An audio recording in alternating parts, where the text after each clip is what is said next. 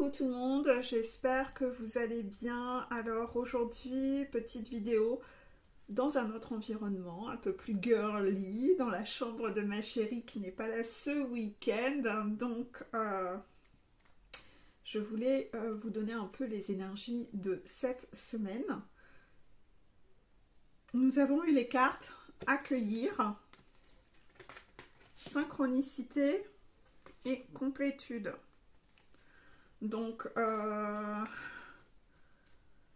accueillir les synchronicités, accueillir les messages en étant neutre, hein, parce que quand vous êtes trop dans l'ego, vous filtrez un peu les informations et les synchronicités. Je vois pas, j'entends pas, je vais faire comme si de rien, puis les synchronicités sont de plus en plus pressantes. On cherche à vous faire passer des messages. J'ai pas envie de les entendre, un peu comme quand on vous envoie une facture par la poste et puis je vais dire que je l'ai pas reçu, hein. Je vais attendre de recevoir un recommandé, hein, que ça aille mal. Y a des personnes qui sont comme ça. Ben, vous faites un peu comme ça, ce comportement-là avec avec les synchronicités. C'est-à-dire que vous avez des synchronicités autour de vous. Donc après, je ne dis pas que vous les voyez tous, hein. Il y en a certains, ils ne les voient pas, hein. Pour certains, c'est extrêmement dur de savoir traduire les synchronicités. Les synchronicités, ça peut être dans vos rêves, déjà, parce que vos rêves vous donnent beaucoup d'informations. Les synchronicités, ça peut être dans une chanson, un film, une phrase, quelqu'un en effet miroir, quelqu'un qui vous dit quelque chose. Ça vous interpelle. Les chansons, énormément. Vous n'imaginez pas le nombre de chansons. Comme je vous dis, dans des films aussi. Moi, j'ai même des synchronicités. Vous savez, quand je travaille pour vos consultations, je suis sur mon ordinateur et j'ai des bulles qui s'ouvrent, hein, en infobulles sur des faits divers. Et les titres, j'ai des synchronicités là-dessus. Vous pouvez aussi, puisque là vous êtes sur YouTube, quand vous allumez votre page YouTube, dans tous les titres, hein, qui apparaissent, ou des chansons qui apparaissent, écoutez quelque chose qui revient toujours, ou même juste dans le titre. Parfois, il ne faut même pas regarder la vidéo, mais le titre, c'est affolant. Parfois, vous allez avoir 20 vidéos sur votre fil d'actualité de personnes dont vous n'êtes même pas abonné, hein. Et puis, vous en avez environ 15 qui disent la même chose, quoi. Donc, le message est plutôt assez clair.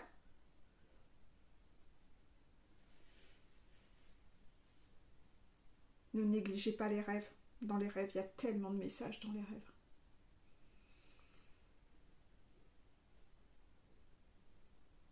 Et donc, ne filtrez pas. Vous devez être dans l'accueil. L'accueil de l'information. L'accueil de l'information. Imaginez-vous comme un juré au tribunal, où vous devez être dans l'accueil de tout ce qui est dit pour à la fin pouvoir juger de qui est coupable, etc. Si vous allez déjà au tribunal en tant que juré avec déjà votre idée de ce que vous allez dire, si la personne va être coupable ou innocente, vous n'allez pas être dans l'accueil des informations en fait. Donc vous devez avoir cette neutralité-là, constante. Cette neutralité constante. Pour que vos radars puissent fonctionner. Si vous n'avez pas cette neutralité-là parce que vous êtes bloqué dans l'ego, vous ne pourrez pas être dans l'accueil des informations et détecter les informations. Ben non, vous allez déjà être influencé, vous allez traduire les informations qui viennent à vous. C'est pour ça que beaucoup de personnes parfois pensent qu'ils ont des intuitions et parfois ils en ont sur certains sujets, mais parfois ils ne se rendent pas compte que sur certains sujets, ils ne sont pas dans l'accueil et là c'est l'ego qui parle et il n'accueille pas les informations. Donc il faut faire extrêmement attention quand vous commencez à avoir des intuitions, à pas partir dans un ego spirituel. Ah oui, alors une fois j'ai eu une information dans un truc et puis j'ai senti mon radar, j'ai eu cette intuition, puis ça a eu lieu, donc en fait mes intuitions à moi elles marchent du feu de Dieu. Non, tant qu'il y a encore de l'ego en vous, qu'il y a encore ces chaînes qui sont là et ces lampadaires auxquels vous vous attachez, votre radar peut fonctionner sur certains sujets, mais là où il y a un attachement émotionnel, sur ces sujets-là, votre radar ne fonctionne pas du tout. Votre radar ne fonctionne plus du tout. Donc de nouveau, c'est votre ego qui filtre les informations. Et donc sur certains sujets, vous pouvez croire que votre intuition est top du top, mais sur ces sujets où il y a un émotionnel, où vous êtes attaché, où vous voulez absolument entendre telle ou telle information, sur ces sujets-là, votre radar, il ne fonctionne pas du tout. Il est en berne, il est faussé. Et ça, il faut en avoir conscience. Le problème, c'est que si vous êtes parti dans un ego spirituel, vous êtes persuadé que votre intuition fonctionne surtout. Voilà. Contraction. Donc, méfiance là-dessus. Hein. C'est là où c'est important de faire valider à une personne neutre, de faire vérifier cette information-là, en fait. On le sait, hein. On le sait, hein, même par exemple, une personne qui pratique le pendule, dès que ça touche quelque chose qui affecte son émotionnel à elle, eh bien, elle se demande si l'information ne va pas être erronée, hein, parce que ça vient interférer, hein, ça vient interférer. Donc c'est toujours bien de demander à quelqu'un de neutre, et il faut déjà avoir un bon entraînement pour savoir taire son émotionnel pour que l'émotionnel ne vienne pas interférer sur les réponses. C'est pas si facile que ça, hein, au début, ça demande vraiment un entraînement. Hein. Donc, moi je sais qu'au début, sur certains sujets qui touchaient mon émotionnel, par exemple, maladie concernant mon papa, hein, j'avais besoin de faire valider à d'autres personnes pour voir s'ils avaient les mêmes réponses, parce que oui, j'avais tellement envie d'entendre que ça allait bien se passer que je ne savais pas si ce que j'entendais c'était ce que j'avais envie d'entendre ou c'était la vraie réponse en fait. Hein. Là-dessus, ayez toujours cette humilité, hein, cette humilité de vous dire que l'erreur est toujours possible en fait. Hein. L'erreur est toujours possible.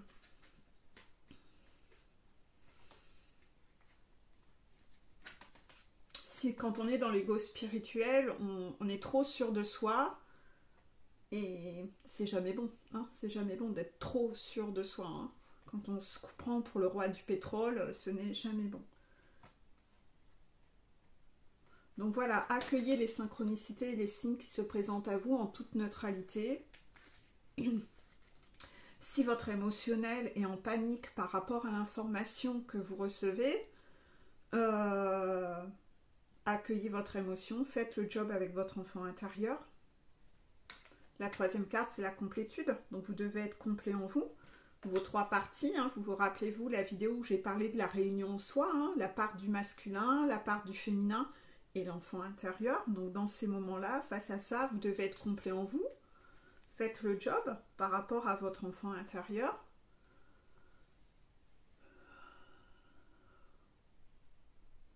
Et allez rassurer votre enfant intérieur par rapport à l'information. Et si on vous donne l'information avant, c'est dans le but de vous préparer à ça. Hein, c'est dans le but de vous préparer à ça.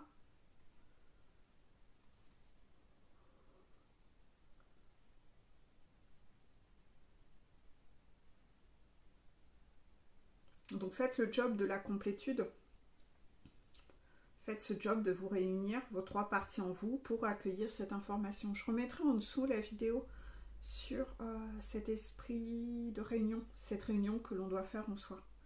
D'un autre côté, le deuxième message que j'ai autour de ça, c'est que pour aller vers votre complétude, la complétude, c'est d'être bien, c'est d'être heureux, c'est d'être apaisé, d'être dans cette sérénité et ce bien-être intérieur, puis aussi dans la joie, avec ou sans l'autre, d'accord? Vous serez testé, hein? La complétude, c'est quand on est en haut de la montagne. Hier, justement, j'avais eu une question ces derniers jours d'une personne qui m'a mis en commentaire, elle m'avait dit, mais quand on est en fin de parcours, on est fatigué. Donc je vais expliquer, parce que je me dis, j'ai trouvé cette question très intéressante. C'était une question, elle l'a formulée en question. Et j'ai trouvé ça très intéressant. Je me suis dit, ah tiens, c'est quelque chose que je devrais peut-être aborder, parce que tout le monde ne va pas aller voir les commentaires. Donc je remercie cette personne pour la question. Je ne me rappelle plus de ton prénom, je suis désolée. Je ne retiens pas toujours les prénoms de qui a demandé quoi. Cette question, donc non, quand on est en haut de la montagne, on a commencé à bien travailler la complétude sur la fin de la montagne et votre complétude va être testée. Vous allez faire des petits tours de la montagne quand vous allez arriver. C'est pas vous arrivez en haut et bam, tout de suite vous enchaînez dans la relation avec votre jumeau. Non, pas du tout.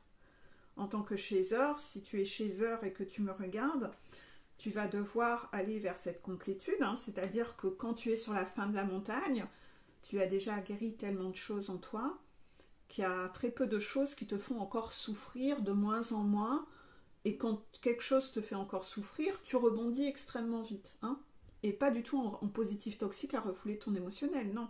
Tu accueilles ton émotion, tu gères le problème, mais tu rebondis vite. Donc en fait, la fin de la montagne est très cool, hein. Elle est beaucoup moins souffrante, donc il n'y a pas cette énergie de fatigue en fait, hein. Il n'y a pas du tout une énergie de fatigue, la fin elle est cool, on est tellement moins en souffrance, on commence déjà vraiment à être dans cette complétude qu'on est complet en soi, on est dans des énergies hautes, moins en souffrance, moins fatigué, il y a tellement moins de choses extérieures qui nous affectent que nos énergies ne redescendent pas, et on est en joie. On sait comment remonter nos énergies, on a appris pendant la montagne à faire des choses qui nous nourrissent de l'intérieur, à faire connaissance avec notre enfant intérieur, d'avoir des activités, des passions, des choses qui nous font vibrer haut. C'est pour ça que je vous disais, quand vous passez, vous dites que vous n'avez pas le temps parce que vous devez faire 7 heures de Netflix ou 7 heures de TikTok dans la journée, ça ne fait pas vibrer votre enfant intérieur, vos énergies ne remontent pas. Donc ça vous empêche d'atteindre cet état de complétude, d'accord ? Donc par rapport à ça, je sais plus pourquoi je vous disais ça. Ouais, la fin elle est vachement plus cool. Et puis vous, chaser, ensuite vous arrivez sur la montagne, mais votre runner, il n'a pas fini de monter la sienne, hein, puisque lui, il a commencé son travail beaucoup plus tard que vous. Et lui, il monte sa montagne, hein, il fait sa nuit noire de l'âme, pendant que vous commencez, vous, votre complétude et que vous soutenez énergétiquement ce lien.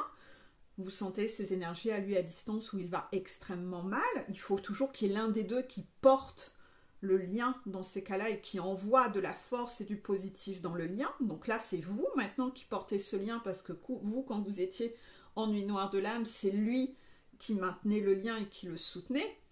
Pas de la meilleure façon, c'est sûr, il le maintenait en étant dans ses compensations et ses addictions et ses activités superficielles de l'époque, mais peu importe, c'est quand même lui qui soutenait le lien, hein. Maintenant que vous êtes en mesure de le maintenir ce lien parce que vous allez mieux, c'est lui qui doit vivre toutes ces épreuves. Donc il doit lui aussi se transformer de son côté, il doit lui aussi se transformer de chenille en papillon. Donc pendant tout ce temps-là, vous êtes en phase de consolidation d'acquis, hein, voilà, c'est un peu ça, une phase de consolidation des acquis, où vous êtes en phase de tranquille, c'est beaucoup plus cool, bien entendu, vous avez encore toujours des tests pour voir si votre complétude est stable, si votre comportement reste aligné, si vous êtes ultra stable, hein, si vous êtes solide, désormais ancré et stable, hein, donc vous êtes testé sur tout ça, hein, votre complétude a le temps d'être testée. C'est pour ça que je dis, une fois que vous êtes en haut, vous faites des petits tours de montagne, vous profitez du paysage, vous allez bien en fait, vous êtes drôlement bien en fait. Donc voilà, ça va pas se faire comme ça, le temps que lui, il finisse de monter. Mais vous êtes bien, donc vous n'êtes pas dans l'attente, et donc vous n'êtes pas du tout fatigué. Pas du tout, mais pas du tout. Pas du tout. Donc, si vous êtes vous-même dans ces énergies de « Oh ouais, mais j'en peux plus, je suis rincée, j'en peux plus », ça veut dire que vous n'êtes pas du tout en haut de la montagne, c'est que vous êtes plutôt en milieu de montagne. C'est que vous êtes en milieu de montagne. Parce qu'entre le milieu et la fin, vous allez vraiment vous régénérer en fait. Vous allez vous régénérer. Donc j'espère que ça vous aura apporté des petites informations pour le coup. Donc non, le chaser en fin de parcours, il n'est pas du tout, mais alors pas du tout dans une énergie de ras-le-bol, hein. Ni dans des énergies de colère, ni dans des énergies de rancune, ni dans des énergies à taper du pied. Il est drôlement bien, hein. Il se sent bien, hein, et en paix en lui, hein. Donc il est équilibré. C'était ça le but de cette montagne, c'était de l'amener à cet état d'équilibre où il est sorti de sa souffrance, où son bien-être ne dépend plus de l'extérieur et où l'extérieur n'a plus d'impact sur lui. C'est ça la complétude. Et bien entendu, dans votre complétude, vous allez être testé. Oh que oui, vous allez être testé. Pour voir si vous êtes toujours fiable. Parce que si à ce moment-là, vous commencez à refaire les mêmes bêtises que vous aviez fait avant, vous aurez de nouveau des petites foudres, hein, pour vous remettre toujours dans le droit chemin et vous dire mais non, ne refais pas ta merde du passé en fait. Donc voilà pour ça. Je ne sais pas s'il y a d'autres informations ou si c'est ok. Ça semble être ok. On va passer au petit message des guides pour le coup. Donc vraiment que vous soyez... Voilà, accueillez les synchronicités parce que ces synchronicités, c'est eux qui vont vous faire amener à la complétude. Hein. Et pour cela, soyez vraiment ancrés dans l'instant présent, à observer les effets miroirs. Essayez de détecter tous ces effets miroirs en face de vous parce que toutes ces personnes qui vous énervent ou vous agacent, tout ce qui vous énerve, ça veut dire que là, on cherche à vous faire passer un message d'un truc sur lequel vous avez à travailler, une souffrance, un truc à travailler, à guérir. Et travaillez-le avec humilité dans l'accueil, accueillir que l'autre en face, quand il fait ci ou ça, il m'énerve, mais c'est peut-être parce que moi aussi, je le fais avec une autre personne. Donc on me demande de travailler en ça, parce que tant que je ne corrige pas le tir, je ne pourrai pas atteindre cet état de complétude. Beaucoup trop de personnes ne travaillent pas les effets miroirs, ils ne les comprennent pas. Ils ne font pas un travail en humilité, en fait, en toute humilité. La montagne, on va devoir laisser l'ego en bas. De toute façon, je vais y revenir parce que dans les petits messages des guides, c'est retombé. On reparle d'ego encore. Donc, on va déjà voir la première carte qui dit « Si cela vous rend heureux, cela n'a pas besoin d'avoir de sens pour les autres. » C'est ça, arrêtez d'attendre la validation des autres. Arrêtez, vous devez être dans la complétude en vous. La complétude, ça doit être en joie. Donc, si cela vous rend heureux, ça suffit. Cela n'a pas besoin d'avoir de sens pour les autres. Quand vous êtes encore dans vos blessures, vous attendez encore d'être validé par les autres. Vous voulez que les autres soient d'accord avec vous. Que les autres valident vos décisions et valident vos choix. Quand vous êtes dans la blessure de rejet, donc le runner, on sait que c'est sa principale blessure, mais le chaser là aussi, hein, parce qu'on a tous les 5 blessures à plus ou moins grande échelle. Le runner a toujours cru qu'il n'avait pas le droit d'avoir des opinions. Il se rejette lui-même. Il a toujours, si c'est un homme, laissé sa maman décider pour lui, d'accord, très contrôlante, et il a toujours cette sensation que son avis à lui n'est pas important. Je ne vais pas déranger, je vais tout faire comme les autres ont envie, je me rejette moi-même parce que j'ai peur qu'on me rejette. J'ai peur qu'on me rejette. J'ai tellement peur qu'on me rejette que je vais faire tout ce que les gens veulent que je sois. Je remettrai en dessous les diapositives pour la blessure de rejet. Donc on cherche la validation des autres. D'un autre côté, quand on est dans la blessure d'abandon, on est exactement dans le même processus. C'est-à-dire qu'on veut que les autres valident.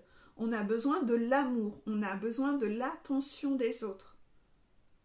et on a besoin que les autres valident nos choix. Le problème, c'est qu'à chaque fois que vous allez parler de vos décisions ou de vos choix à des personnes autour de vous, ben, chacun voit les choses selon son angle de vue. Donc si c'est une jeune âme ou une vieille âme, enfin voilà, et de son parcours de vie. Donc les avis sont tout le temps différents en fait. Quand vous allez faire du shopping avec 3 nanas, vous essayez la robe bleue, la robe rouge, etc. Vous allez demander l'avis aux personnes. Les personnes vont tous avoir un avis différent. Comment vous faites? Vous voyez à quel point c'est compliqué déjà sur un truc aussi bête qu'une robe. Alors moi par exemple, parfois j'aime bien avoir un avis parce que j'aime bien, si j'hésite, hein, j'aime bien me sentir que bah, je fais le bon choix. Et puis, mais parfois, peut-être que justement les personnes vont me... Bah, vous avez dû connaître tout ça, hein. C'est que par exemple, une fois je riais, j'avais essayé une robe en noir et en bleu et tout le monde me disait que la bleue était plus jolie. Et moi, j'ai quand même acheté la noire. J'avais eu beau demander l'avis, c'était quand même dans la noire que je me préférais. Et j'ai quand même suivi mon opinion à moi en fait. Tant qu'à la fin, vous prenez quand même votre décision en fonction de ce que vous aimez, ça va. Mais pourquoi aller demander l'avis des autres? Parce que dans tous les cas, vous allez quand même devoir entendre leur argumentaire et ça va vous perturber dans votre choix. C'est votre vie, c'est pour vous. Bon, pour une robe, c'est sûr qu'on s'en fout, on s'en balèque. Mais pour un choix de travail, pour un choix d'études, pour un choix de conjoint, pour un choix de... Moi, j'ai toujours eu quand même cette particularité-là, hein. Je sais, par exemple, regardez quand vous attendez un bébé et que vous parlez des prénoms. Hein? Souvent, les parents et tout le monde s'en mêle et tout le monde vous donne une opinion. Donc, à la fin, vous n'osez même plus... Combien d'entre vous n'osent même plus dire quels prénoms vont donner parce que tellement la famille va être prise de tête et donner son avis. Moi, je m'en tapais. Je donnais la liste, de toute façon, leur avis, mais je m'en foutais, mais tellement... que je donnais la liste et j'ai donné le prénom que j'ai donné à mon fils. Croyez-moi, ça n'a pas du tout fait rire ma famille parce qu'il y avait une symbolique autour de ce prénom-là. Et ils l'ont clairement manifesté quand ils ont vu que ce prénom était sur ma liste. Et je pense que c'était le prénom, s'il y en avait un à éliminer sur la liste, c'était bien celui-là. Bah devinez lequel j'ai pris. Celui-là. C'était celui-là que j'aimais bien. Je m'en fous en fait. Je m'en fous de leur avis. Mon Dieu, que je m'en fous. Ah ouais, moi ça me glisse dessus, hein, je m'en fous royal. Et d'un autre côté, il y a certaines choses dans la vie où ben, pour pas entendre les prises de tête des personnes, ben, j'en parle pas du tout. Je le dis quand c'est fait. Je le dis quand c'est fait. Quand j'ai dû changer de travail, je leur ai jamais mentionné ou demandé leur avis. Voilà, c'est comme ça, j'ai décidé que... Voilà. Vous devez être comme ça, arrêtez de vouloir avoir validation des personnes autour de vous, parce qu'à chaque fois que vous allez... En plus, ça a un côté très malsain, c'est que vous les habituez à penser qu'ils ont un droit de regard sur vos décisions et votre vie. Et là aussi, visiblement, je vais devoir refaire une vidéo sur le Métatron, sur le fait que quand on a un enfant, on ne possède pas son enfant. Il faut arrêter de penser qu'on possède l'enfant, hein. Il n'y a pas d'histoire de soumission ou de possession. Métatron est très clair sur ce message, je vais devoir faire une vidéo là-dessus. Il y a un rappel là-dessus où il y a beaucoup trop de dérives. Donc vous, en tant qu'enfant, à chaque fois que vous incluez vos parents dedans, peut-être pour justifier, t'as vu, je suis une fille merveilleuse, moi je suis un garçon merveilleux, oh la famille c'est tellement important, t'as vu, je t'ai demandé ton avis avant et je t'en ai parlé avant, hein, comme ça, t'as vu, hein, ça prouve que je t'aime. Non, ça n'a rien à voir avec de l'amour, c'est toxique. Vous êtes devenu adulte, à un moment il faut couper le cordon. Et si vous-même vous cautionnez et que vous alimentez cette névrose dans votre parent va être de plus en plus dominant avec vous. On a tous eu des parents dominants. Bien sûr, il faut poser des limites avec eux. Croyez pas, hein. Moi j'ai été confrontée au même problème, hein. Même pour les choix des parrains marraines de mes enfants.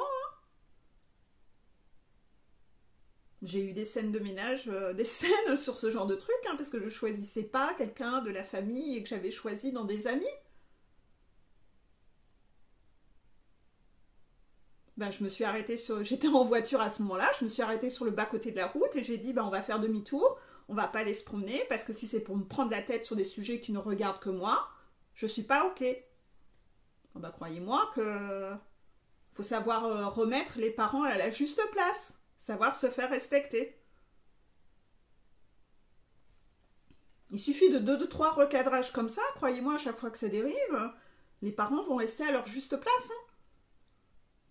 Et c'est pas pour autant que je suis extrêmement proche de mes parents. Mais pour qu'une relation perdure sur le long terme, ne pensez pas qu'il faut être permissif sur tout. La relation, sinon, va se dégrader quand on ne dit rien. Si vous voulez que la relation reste saine, ben justement, il faut que chacun reste à sa juste place. C'est la seule façon que la relation reste saine. Il faut y mettre des règles. Pour que votre jardin il reste beau, ben ouais, il faut l'entretenir. Et dans l'entretien, ben, il ne faut pas laisser les mauvaises herbes tout envahir. Il ne faut pas laisser le négatif tout envahir. C'est pareil dans toutes vos relations. Vous pensez que si vous dites quelque chose, vous allez perdre la relation, vous allez être rejeté ou abandonné. Non, c'est votre blessure qui vous fait penser ça. Parce que les personnes qui sont bonnes pour vous, elles vont rester à leur juste place et elles vont comprendre, elles vont conscientiser qu'elles ont dépassé des limites, elles vont chercher à se corriger. Mais si vous les laissez avoir le plein pouvoir, ben l'humain est ce qu'il est. Hein. L'humain, ben, il va de plus en plus loin, vous ne lui posez pas de limites. Un enfant à 2 ans, quand il fait son terrible tout, hein, si vous lui dites jamais non, bah, l'enfant il va toujours aller plus loin. C'est propre à l'être humain.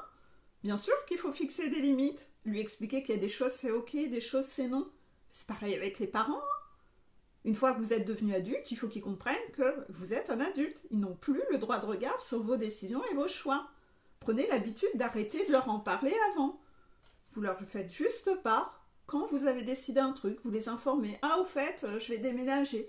Ah, au fait, je vais changer de travail. Et s'ils mettent leur avis, non mais je t'ai pas demandé ton avis. Je t'ai pas demandé ton avis, c'est comme ça. Voilà, c'est tout. Ah, hop, mais pas besoin de s'engueuler. C'est ainsi que les relations sont saines. Quand on sait communiquer, mais pour communiquer, il faut savoir aussi bien cloisonner les choses, hein. Dans la rue, avec vos voisins, vous ne commencez pas à envahir le territoire et le jardin de l'un ou de l'autre.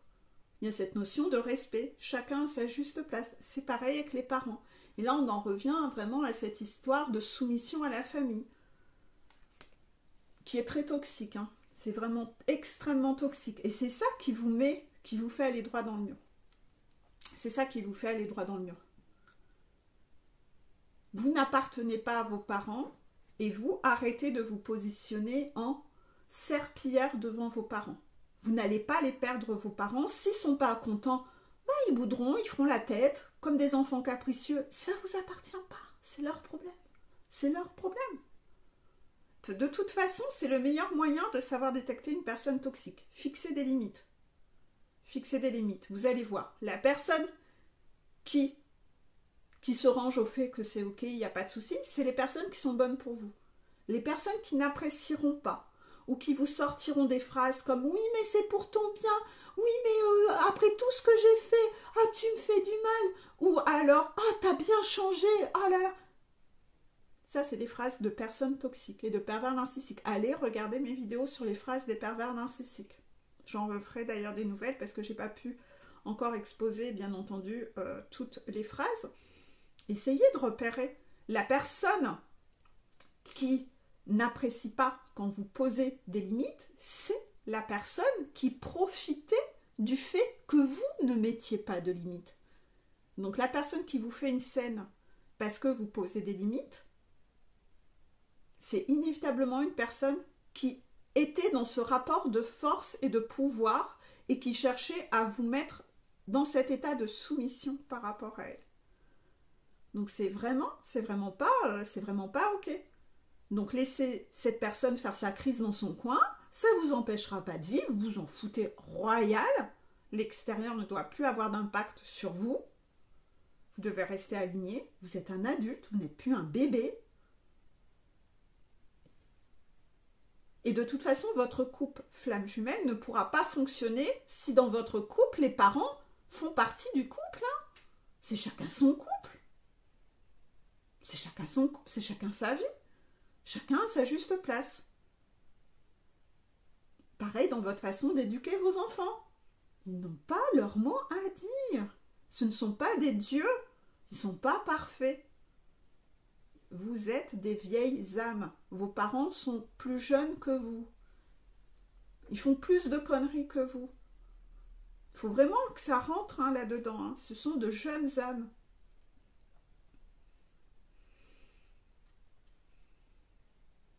Vous n'avez pas à vous justifier. Ne cherchez même pas à vous justifier. La personne en face... Non, mais vous en foutez. Quand vous allez être en haut de votre montagne, vous allez mais tellement vous en taper. Et quand vous allez voir que la personne en face est blablabla et blablabla, vous n'aurez même pas envie de vous justifier. Mon Dieu que c'est tellement chiant. Ça va vous rebaisser vos énergies. C'est des vampires, ils veulent baisser vos énergies. Il n'y a même pas à en discuter. Il n'y a même pas à se justifier. Ça ne les regarde pas. Ça ne les regarde pas.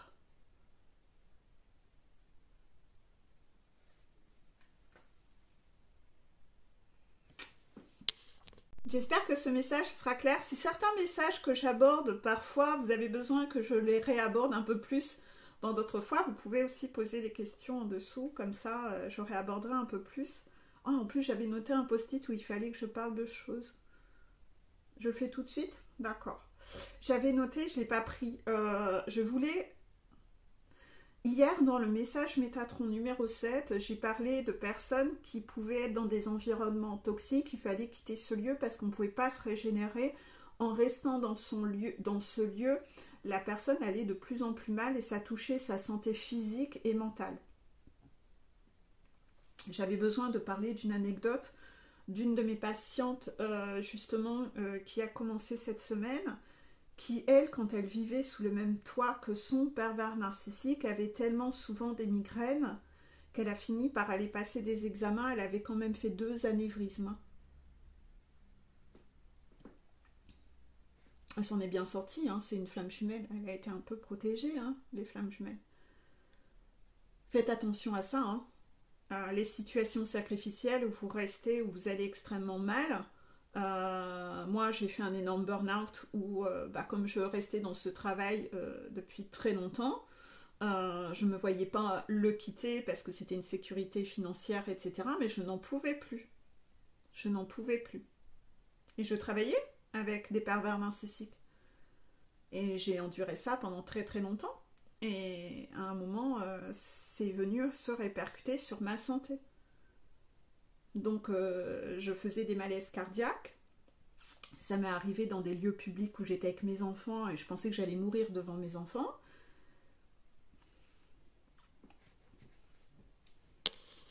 Désolée, c'est des trucs qui sont, vous voyez, encore un peu douloureux à reparler. Mais oui, je me suis fait des vrais coups de flip. Et puis ça m'est arrivé au travail, j'ai dû aller chez le docteur. Et le docteur m'a certifié, il m'a dit, mais vous vous rendez compte, vous avez entendu votre cœur, il s'arrête, il se relance, il fait du n'importe quoi. En fait, mon cœur s'arrêtait, puis d'un seul coup, il repartait en faisant de la tachycardie, puis il s'arrêtait. Et le médecin s'est décomposé. Il m'a dit, bah là, je suis en arrêt, mais vous n'êtes pas là d'y retourner. Et en fait, je n'ai jamais remis un pied dans cette entreprise. J'ai dû vraiment le quitter. Mais vous voyez, parfois, jusqu'où on va à tenir, à vouloir rester fort, votre corps vous envoie des alertes et vous ne les écoutez pas, en fait. Et il faut parfois que ça aille très très loin et que vous vous fassiez réellement peur pour enfin sortir de cette situation de sacrifice. Donc là, c'est encore la vidéo avec la main dans le feu. Vous êtes habitué à cette souffrance pendant trop longtemps, en fait. Vous êtes devenu complètement masochiste. Je remettrai cette vidéo en dessous. On est tous dans des situations comme ça. Donc là, je voulais parler de ça. Faites attention à ça parce que ça plaisante pas. Il y a des personnes parmi vous où leur santé est vraiment en train de se dégrader et vous allez vraiment vous choper une merde. Voilà. Vous avez vu, il y a des contractions. Ça rigole pas. Hein. Écoutez votre corps. Hein. Votre corps vous envoie des alertes. Hein. Écoutez-le. Hein. Poussez pas le masochisme aussi loin que moi. Hein. D'accord. Il y avait une deuxième anecdote. Je vais peut-être devoir aller revoir mon post-it. Voilà, j'ai trouvé. Donc en fait, la deuxième chose dont je devais vous parler, c'était l'herpès génital. N'oubliez pas, quand vous chopez un herpès génital, c'est toujours un message pour vous faire comprendre que votre conjoint vous trompe. Voilà, hein, le message est formel. C'est toujours comme ça que ça marche. Ou que, voilà. Ou soit, si vous êtes encore, on avait vu la dernière vidéo, on parlait des débuts de parcours, de l'énergie de badinage.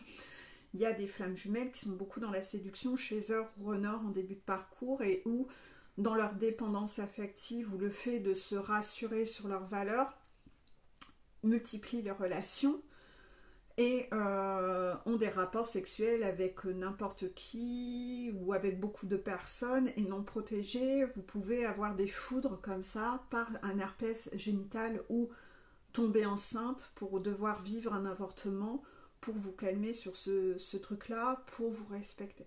D'accord ? Pour vous respecter, parce que vous vous mettez en insécurité. Donc on vous tire la sonnette d'alarme. Par contre, si vous êtes en couple et que vous êtes en situation triangulaire ou un carré, la personne, quand vous prenez vous chopez un herpès génital, c'est vos guides qui cherchent à vous faire comprendre et passer pour message que non pas votre jumeau, mais votre conjoint, donc la karmika ou le karmico, vous trompe. On essaye de vous faire passer des messages pour que vous compreniez. Donc ça arrive hein, chez beaucoup d'entre vous. Je sais que vous l'avez souvent. Parfois, c'est même la chasseur qui est célibataire. Elle n'a des rapports sexuels qu'avec son runner. Et c'est en ayant des rapports sexuels avec son runner qu'elle se chope cet herpès et qui doit, de ce fait, avertir son runner. Parce que si son runner a ça, ça veut dire qu'en fait, c'est sa femme qui lui a refilé pour que ça l'alerte et qu'il se pose des questions sur la fidélité de sa femme et de sa karmika. Les guides essayent de vous mettre 10 000 messages autour de ça pour vous alerter. Hein. Donc voilà, hein, l'herpès génital se contracte bien par rapport sexuel, même si votre karmika s'improvise docteur ou est dans le médical et qu'elle vous dit non mais tu vois, moi je m'y connais bien, t'as eu ça parce que t'es allé à la piscine. Il y en a, ils vont se reconnaître. Hein. Non. Hein. Ne profitez pas que cette personne vous fasse comprendre ou croire n'importe quoi. Non.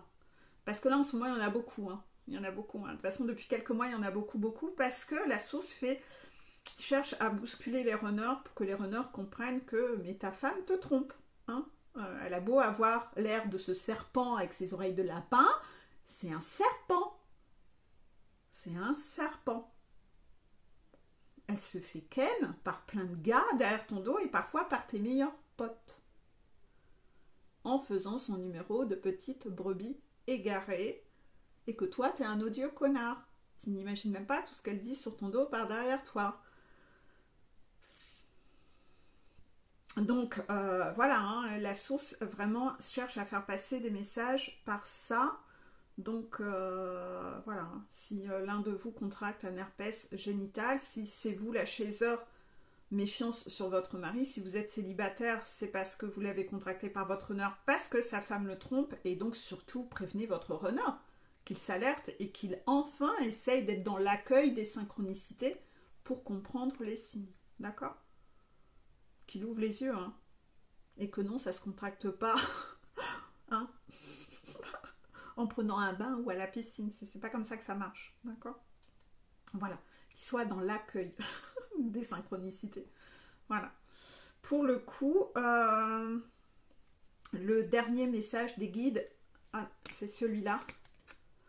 Comment reconnaître l'ego ? Il est facile à repérer. Il te donnera toujours raison. Il juge et condamnera l'autre. C'est ça. Avec l'ego, vous n'avez rien besoin de travailler. Reste comme tu es parfait. Reste avec toutes tes blessures et tes dysfonctionnements, ne travaille pas sur toi, ne cherche pas à évoluer. Après, tu ne seras plus dans la souffrance, tu penses bien, tu seras un être de lumière qui aura gravi sa montagne, tu seras complet, tu seras dans la complétude. C'est pas possible, tu vas trop rayonner. Moi, j'aime l'ombre, tu dois rester dans l'ombre, donc l'ego ne veut pas que vous débarrassiez de vos dysfonctionnements. Donc votre ego va toujours vous faire croire que vous n'avez rien à travailler et que vous êtes victime des autres. Comme ça, vous n'évoluez pas, vous ne travaillez pas. Donc vous allez rester à faire des tours sur vous-même avec vos souffrances. Vous allez toujours absolument pas vous libérer. Vous allez rester cette montgolfière qui est attachée au sol avec toutes ses chaînes, mais qui ne peut pas s'envoler dans le ciel pour aller contempler ce merveilleux paysage. Donc voilà, hein, comment reconnaître l'ego? Il est facile à repérer. Il te donnera toujours raison et il juge et condamnera l'autre. Ce qui fait que dans ce cas-là, vous évoluez pas du tout, vous observez aucun effet miroir. Vous observez aucun effet miroir.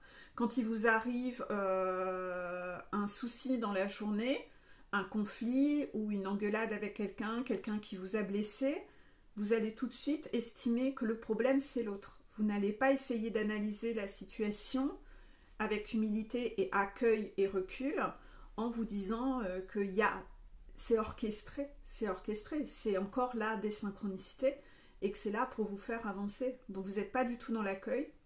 On en revient aux énergies du début de la vidéo et vous n'allez jamais atteindre cette complétude en fait. Donc non, tout est orchestré. Tout ce qui se passe dans la journée, les petits conflits, etc., tout est pour vous montrer des effets miroirs. Soit pour vous pousser à vous imposer, d'accord, que c'est un entraînement, soit c'est pour vous montrer que vous-même, 1 heure avant, vous avez fait exactement la même chose avec quelqu'un d'autre, ou 48 heures avant avec votre jumeau ou votre jumelle. Donc analysez. On ne peut pas monter la montagne sans s'observer, hein, avec la plus grande autocritique. Hein. Faut être passé par ça. Hein. Et même quand vous serez en haut de votre montagne, vous serez encore en train de le faire, ça sera devenu vraiment un mécanisme en fait. Vous serez toujours en train de vous demander si vous ne repartez pas à la dérive sur un truc, et puis à chaque fois, les guides, quand vous êtes en haut de la montagne, vous savez communiquer avec vos guides. Les guides vous rassurant, vous diront non, non, t'inquiète. Non, non, t'inquiète, toi t'es ok, c'était là, dans ces cas-là, mais vous n'avez plus d'ego. Vous n'avez plus d'ego à ce stade-là. Vous êtes vraiment dans cette humilité d'accueil. J'espère que dans tous ces petits messages, je pense que j'ai tout fait. Je vais relire la carte, comment reconnaître l'ego. Il est facile à repérer, il te donnera toujours raison, il juge et condamnera l'autre. Voilà. Donc si vous prenez des choses, voilà. Si vous les vivez mal, ça veut dire qu'il y a un truc à bosser là-dessus. Arrêtez d'accabler les gens en face. Observez-vous. Arrêtez d'attaquer les gens en face. C'est sûr que si c'est un pervers narcissique, là c'est autre chose. Hein. Vous devez vous imposer, vous éloigner de lui. Mais peut-être que vous avez des comportements toxiques, vous aussi, en effet miroir. Hein. Faut arrêter. Hein. Il y a une phrase qui dit je ne suis pas, je la sais jamais, je ne suis pas ce que tu dis que je suis. Mais toi, tu es ce que tu dis que je suis. Hein? Faire attention à ça. Hein. Souvent, vous allez dire d'une personne « Ah, elle est ceci, elle est cela ». Et puis, souvent, ce que dit la personne sur vous en cherchant à vous attaquer, c'est ce qu'elle-même, elle est. Hein. C'est ce qu'elle-même, elle est. Il faudrait que je remette cet article sur mon Facebook, pour le coup. N'hésitez pas à me demander en ami sur Facebook, je mets plus d'articles. Mais voilà. Quand une personne vous attaque et vous dit « tu es ceci », c'est parce que c'est elle-même qu'il est. Hein. Donc si elle est dans son ego et qu'elle n'a rien compris, la cocotte, elle n'est pas là d'avancer. Hein. Donc quand vous êtes en haut de la montagne, quand une personne vous attaque et vous dit un truc, ça ne vous atteint même plus. Parce que vous savez que quand cette personne vous dit ça, elle ne fait que... Vous ne prenez plus à titre personnel. Vous savez qu'elle est en train de parler d'elle en fait.